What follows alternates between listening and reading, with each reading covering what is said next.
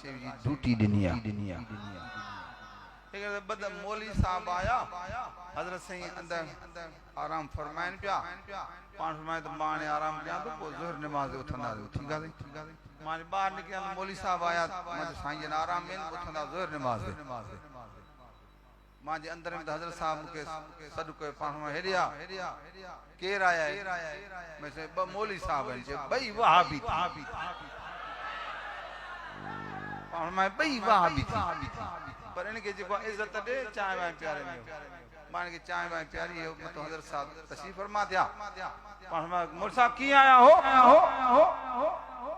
सही ता सा कुछ गालाण आया ते केड़ी गाल जे ता चंदा नबी के इल्म गैब जो आहे साईं फरमाया आहे ता जो नबी हाजिर नाज़िर साईं फरमाया आहे इनी बिन गालन ते ता गालाण आया साईं फरमाया एक थोड़ी मां गाल का हुआ मनी दो हां सही बिल्कुल बिल्कुल बिल्कुल ता जाथे जे वण जे हेठा लस्सी सा मानी खादी उते किताब ता विसारे आया हो मुलाया कबरे तक लगा या गाल सही आ या सही आ बिल्कुल सही आ एकड़ो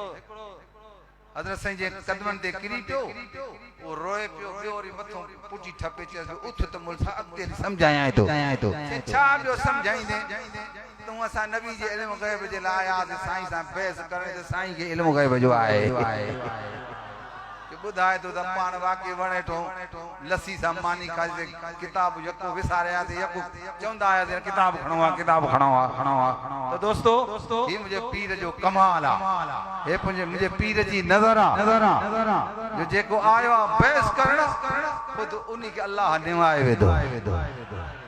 वो खुद कदमन में किरी गया ओ केर कशाला करे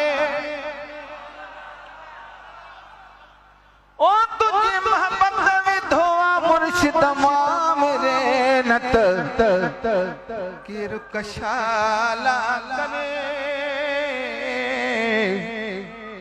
केर कशाला करे ओ तुझी मोहब्बत में धोआ मुर्शिद मां मेरे नत केर कशाला करे करे करे